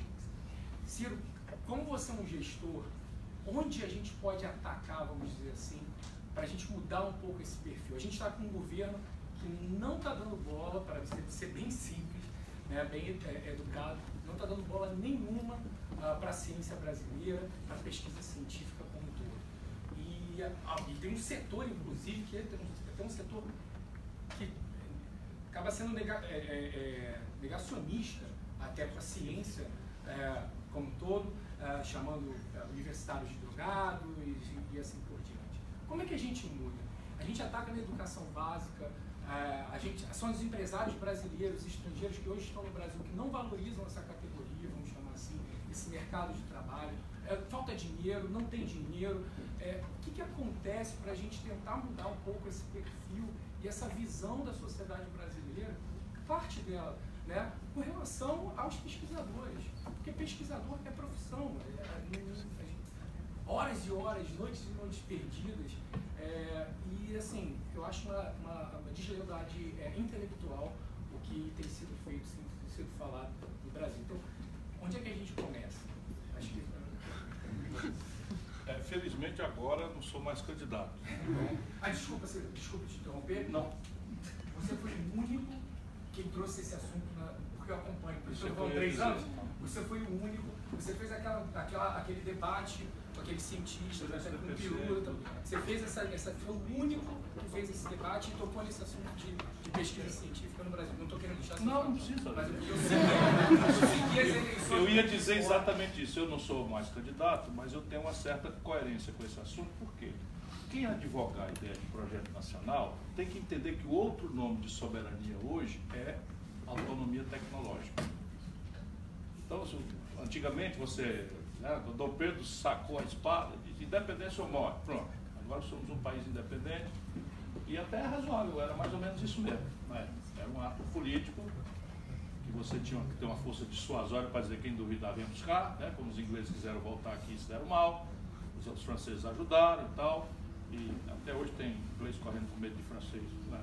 Ou vice-versa, por aí afora. Isso é uma brincadeira de um embaixador, de um bêbado, intelectual lá do Ceará, mas também estou bem-humorado demais. Então veja, o outro nome de soberania, essa é a frase, é autonomia tecnológica. Antigamente, talvez aí, porque eu gosto muito de observar o que é que está ao nosso alcance para não botar a culpa neles.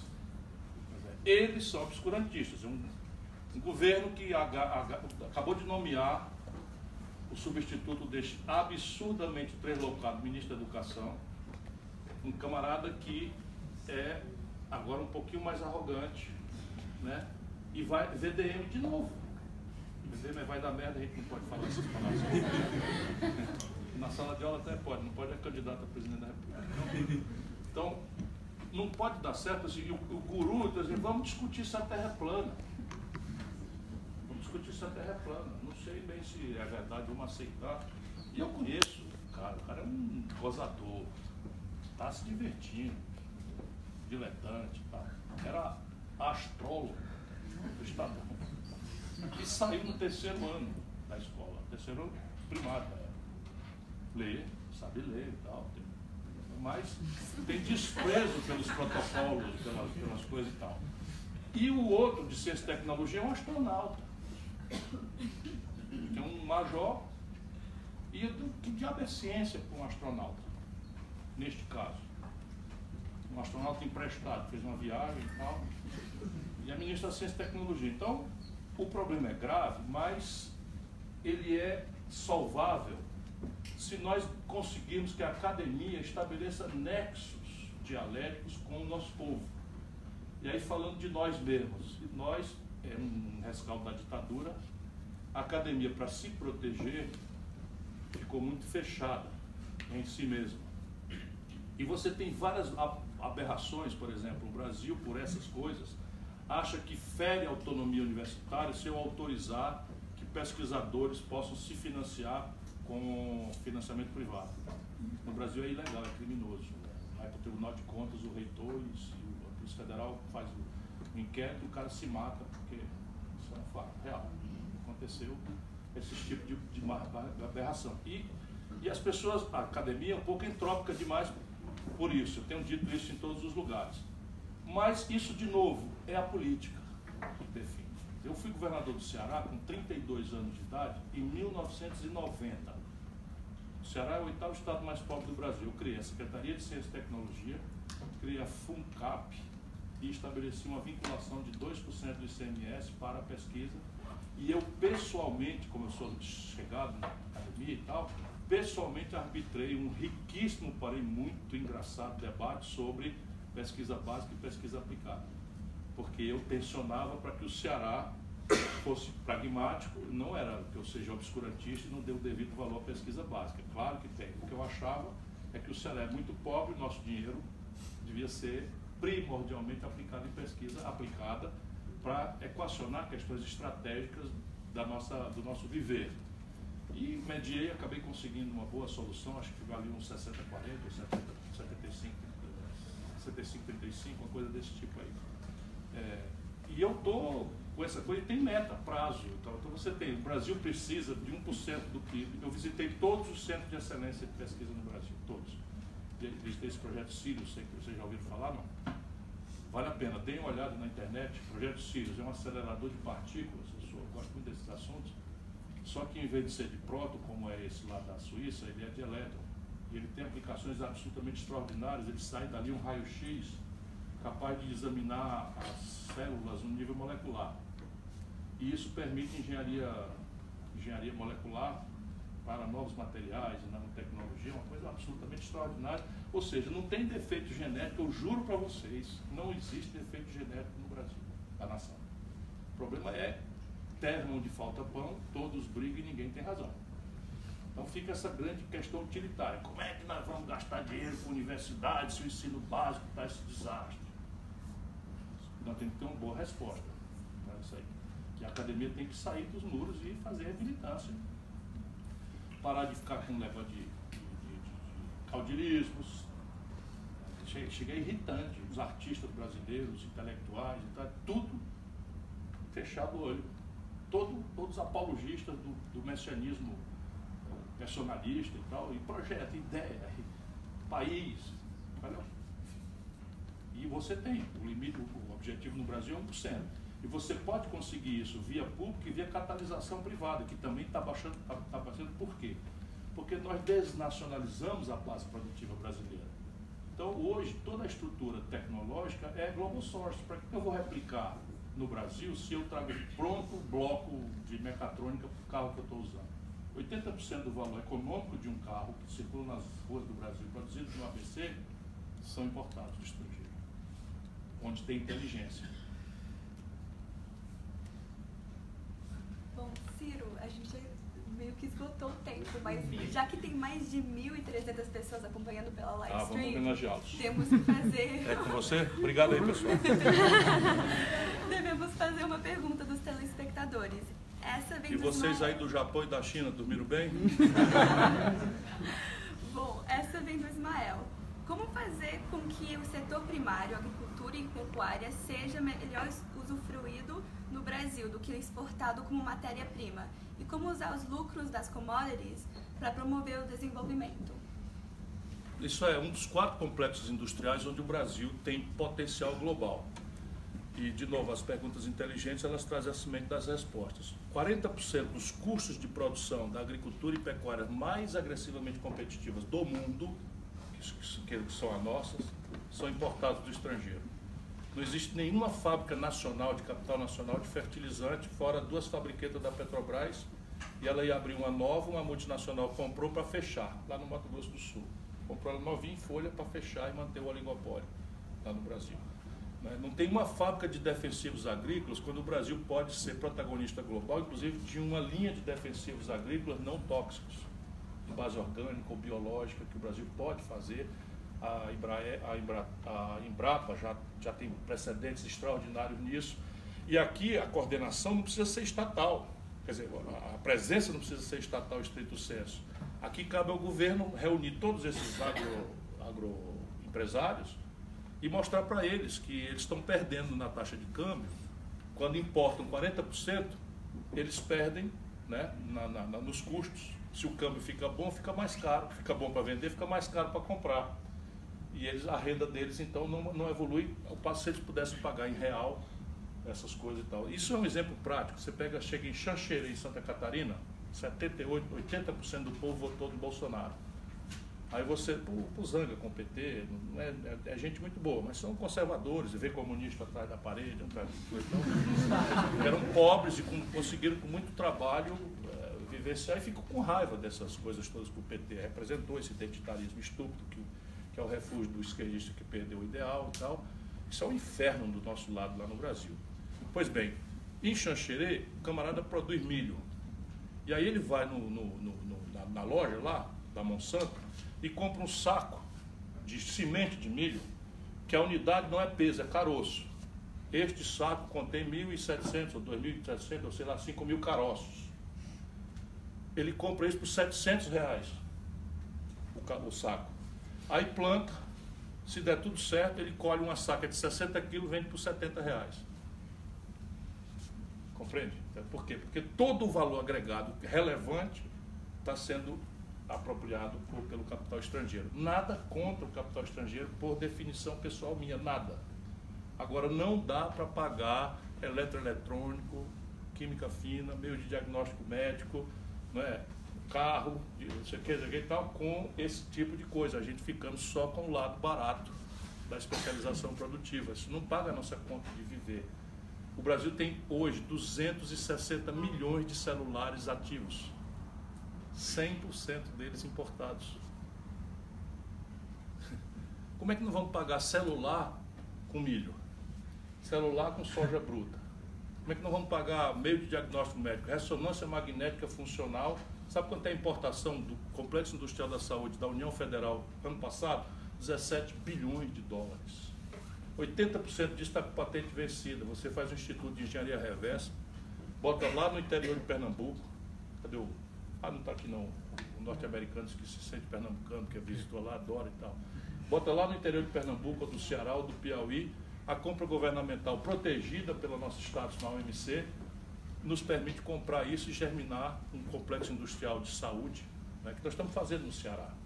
estamos avançando. Essas ideias todas têm uma certa experimentação concreta que funciona.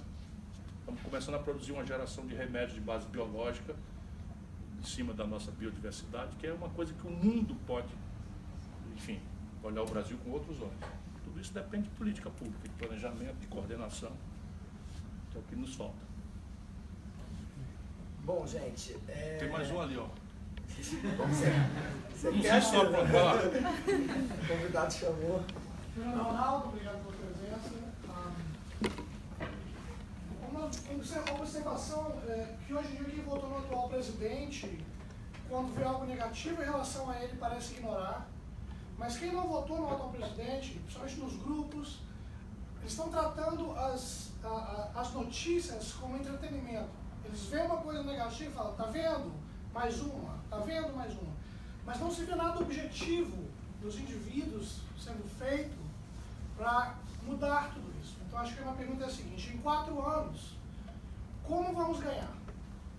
Quem obviamente está insatisfeito. Como vamos mudar? O que vai ser feito para poder que um kit gay, uma versão dele, ou uma madeira de piroca, não venha influenciar os influenciáveis da maneira que foi, para que podemos, quem quer, não ter quem está lá no governo. Como ganhar eu sei, só tem mais voto do que o adversário. Isso é bem mais simples do que... Agora, deixa eu falar sério agora. Democracia, meu companheiro, não é um regime de concessão. Democracia é um regime de conquista, que supõe cidadão. E nós temos um baixíssimo treinamento, portanto, nosso povo não pode ser culpado dessas decisões. A nossa elite empacota ciclicamente, compreende os valores que estão envolvidos, porque uma eleição majoritária ela é uma espécie de foguete de 3 estágios. E essa é a resposta de como fazer. O primeiro estágio não tem nada a ver com um candidato, partido, coisa nenhuma. É como é que está o ambiente psicossocial, como é que essas populações estão nesse momento, qual é o mood, qual é o humor dominante. Então, o humor dominante nestas eleições era um antipetismo violento. Quanto mais ao sul, mais grave. Por quê? Porque as políticas sociais compensatórias do período do PT têm mais centralidade quanto mais a nordeste do Brasil. Não é Bolsa Família, que o Bolsonaro vai dar o 13º do Bolsa Família. Pra vocês verem como as coisas são. Para essa gente, eles supõem o nosso povo como um bando de imbecis a serem enganados e comprados e tal. Para essa gente toda. E nós temos que entender o nosso povo como cidadão digno de respeito. Agora, ponha-se na cabeça de um cidadão brasileiro, eu já dei os números, que com o Lula, depois de muita desconfiança, com o Lula, ele multiplicou por 4 a capacidade de consumo dele. E aí endeusou e votou no anônima desconhecida só porque o Lula disse, é essa aqui. Então o cara diz, não sei nem quem é, tal, nunca vi. O machismo brasileiro ainda diz da mulher, mas assim, mas é a mulher do Lula e tal. Isso eu cansei de ouvir, eu sou do povo, eu venho do sertão do Ceará. Eu vou votar nessa mulher do Lula aí. Tal. Então era gratidão difusa, tal. Esta mulher aí toma metade da capacidade de consumo do povo, pela taxa de câmbio. A razão não é maldade, é que as commodities com Lula estavam assim, ó. No dia que o Lula entregou o governo para Dilma, nós estávamos vendendo uma tonelada de minério de ferro por $190. No dia que a Dilma sofreu o golpe, a mesma tonelada estava sendo vendida por 38. Então, com $190, eu pago um padrão de consumo industrial, tá certo? Trocando commodity de baixo valor agregado por produtos de altíssimo valor agregado. Todo mundo foi para comprar celular, 3 em 1, sim, 3 em 1 não existe mais não, né? Como é que chama agora? Sound System, é? Como é que chama agora? Não tem aqueles bichos lá que bota 3, bota cassete não existe mais. Eu sei. Então repare, só porque tinha um cara dormindo ali, eu queria acordar ele. Então, o petróleo nós estávamos vendendo por $110 no dia que a Dilma tomou posse. No dia que ela foi derrubada, estava vendendo a 30. Então o Brasil se desfinanciou, o buraco na conta industrial apresenta-se de $130 bilhões, Falta dólar, o preço do dólar sobe, é igual pão. Subiu o preço do dólar, sobe o preço do pão, porque pão é trigo e trigo é dólar. Eu não compro dólar, mas como pão. E o pão é trigo. Isso a turma que me acompanha sabe que eu faço essa brincadeira. Eu não compro dólar, mas eu tomo remédio. 80% da química fina importada, subiu o preço, subiu o câmbio, sobe o Tilenol, sobe o valor do Tilenol. O doutor dentista é um não tradable. Eu não posso botar para competir uma consulta, mas todos os insumos, as ferramentas, as agulhazinhas, os aparelhos, o buticão, tudo importado. Então o dentista faz mais ou menos o cálculo dele, da consulta é $100.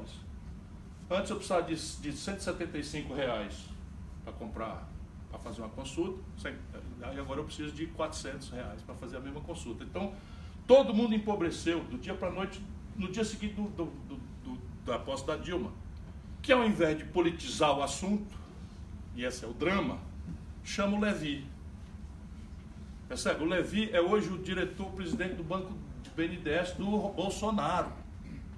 Porra, não é possível que o governo do PT tenha como ministro da Fazenda um presidente do BNDES do governo do Bolsonaro. Tem alguma coisa muito errada nisso no Brasil. O que é? Personalismo. É o velho caudilismo sul-americano. Então agora a grande questão do Brasil é o Lula livre. Vai dizer que eu estou feliz, que eu não tenho dor no coração de saber que o presidente da República está preso? Dói no meu coração. Para mim ele não é uma figura que eu conheço na televisão, não. Camarada que eu conheço há 40, 35 anos. Trabalhamos juntos. Fomos adversários, fomos aliados, etc. Saber do cara desse na cadeia. Mas a questão do Brasil não pode ser essa. Não pode ser essa, senão nós vamos simplesmente ser essa tecnologia, meu companheiro. Está acontecendo o seguinte, esta gente do Temer, vice que foi escolhido pelo PT, com base na popularidade do Lula, escolheram o Temer, um velho bandido da vida brasileira. Velho bandido. O Temer era para estar preso há 20 anos. E a vez que prenderam, fizeram ilegalmente. Até eu me obriguei a dizer que foi ilegal a prisão. Então, repare, botaram o Michel Temer na linha de sucessão do Brasil, explorando a popularidade do Lula, o carinho generoso, merecido que o povo tem por ele. Aí o Michel Temer bota na Constituição Federal do Brasil uma emenda à Constituição determinando que os gastos públicos brasileiros estão congelados, menos a dívida, por 20 anos, ao valor real mais a inflação. Sem coordenação nenhuma. Sabe o que aconteceu? O Ministério da Ciência e Tecnologia estava contingenciado.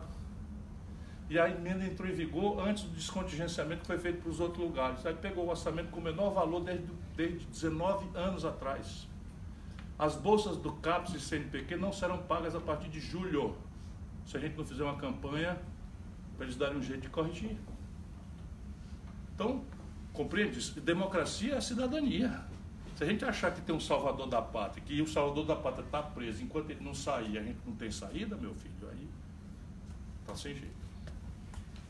Bom, gente, eu queria agradecer a todas as convidadas, todas as convidadas e todos os convidados aqui presentes. Agradecer o pessoal que nos acompanhou via as mídias sociais no Brasil e no mundo. Agradecer novamente ao Instituto de Estudos da América Latina, à equipe do Brasil, da Brazilian Society, a todos os membros da Brasil Talk, fazer um convite, aproveito para o ensejo para fazer um convite a todos que queiram contribuir com o Brasil Talk, apesar de ser liderado por estudantes, é uma plataforma aberta para todos aqueles que querem discutir o Brasil. Então, nos procurem, há a possibilidade de escrever artigos de opinião, há a possibilidade de organizar eventos como esse, então o convite está aberto. Agradecer ao Gabriel e à Clara por orquestrarem as perguntas e respostas e, por fim, agradecer ao Ciro por toda a sapiência, por toda a sinceridade, sobretudo, para falar francamente do Brasil. Muito obrigado, as portas estão abertas para novos momentos como esse. Obrigado a todos.